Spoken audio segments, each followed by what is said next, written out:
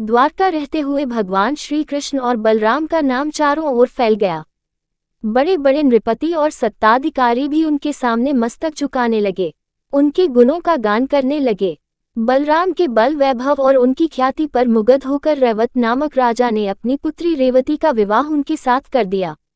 बलराम अवस्था में श्री कृष्ण से बड़े थे, अतः नियमानुसार सर्वप्रथम उन्हीं का विवाह हुआ। उन दिनों विदर्भ देश में भीष्मिक नामक एक परम तेजस्वी और सद्गुणी नृपति राज्य करते थे। कुंदिनपुर उनकी राजधानी थी। उनके 5 पुत्र और 1 पुत्री थी। उसमें लक्ष्मी के समान ही दिव्य लक्षण थे, अतः लोग उसे लक्ष्मी स्वरूपा कहा करते थे। रुक्मिणी जब विवाह योग्य हो गई तो भीष्मिक को उसके विवाह की चिंता हुई। रुक्मिणी के पास जो लोग आते जाते थे वे श्री कृष्ण की प्रशंसा किया करते थे।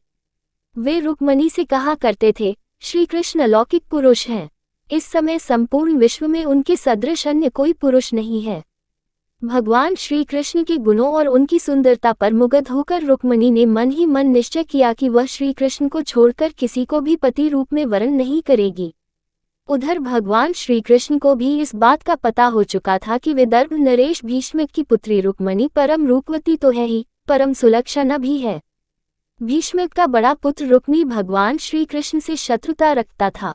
वह बहन रुक्मिणी का विवाह शिशुपाल से करना चाहता था, क्योंकि शिशुपाल भी श्री कृष्ण से द्वेष रखता था।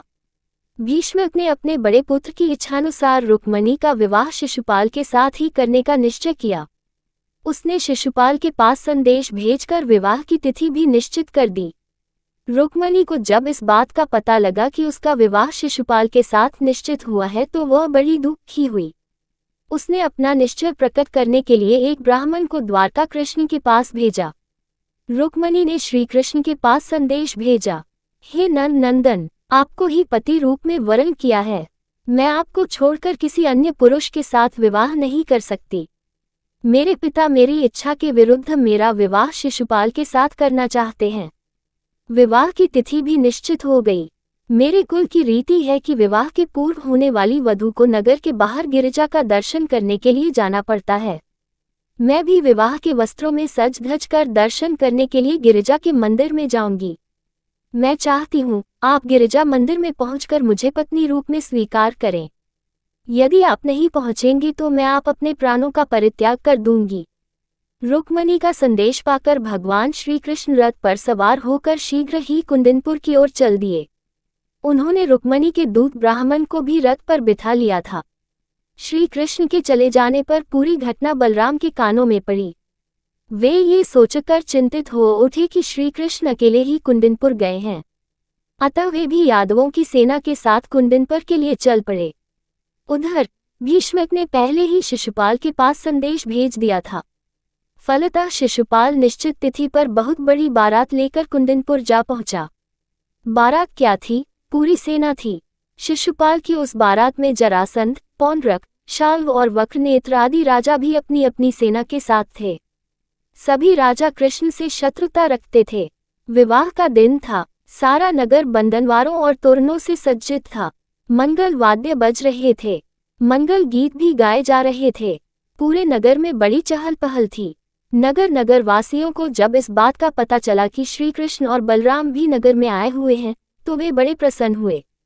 वे मन ही मन सोचने लगे, कितना अच्छा होता यदि रुक्मिणी का विवाह श्री कृष्ण के साथ होता, क्योंकि वे ही उसके लिए योग्य वर हैं।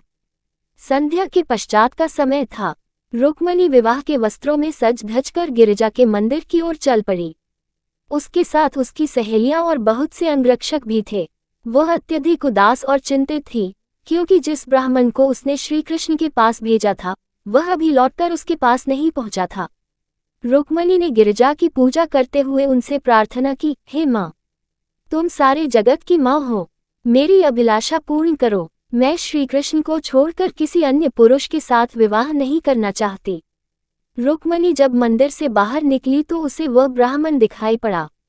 यद्यपि ब्राह्मण ने रुक्मिणी से कुछ कहा नहीं, किंतु ब्राह्मण को देखकर रुक्मिणी बहुत प्रसन्न हुई। उसे यह समझने में संशय नहीं रहा कि श्री कृष्ण भगवान ने उसके समर्पण को स्वीकार कर लिया है। रुक्मणी अपने रथ पर बैठना ही चाहती थी कि श्री कृष्ण ने विद्युत तरंग की भांति पहुंचकर उसका हाथ पकड़ लिया और उसे खींचकर अपने रथ पर बिठा लिया और तीव्र गति से द्वारका की ओर चल पड़े। रुक्मी ये सुनकर क्रोध से कांप उठा। उसने बहुत बड़ी सेना लेकर श्री कृष्ण का पीछा किया।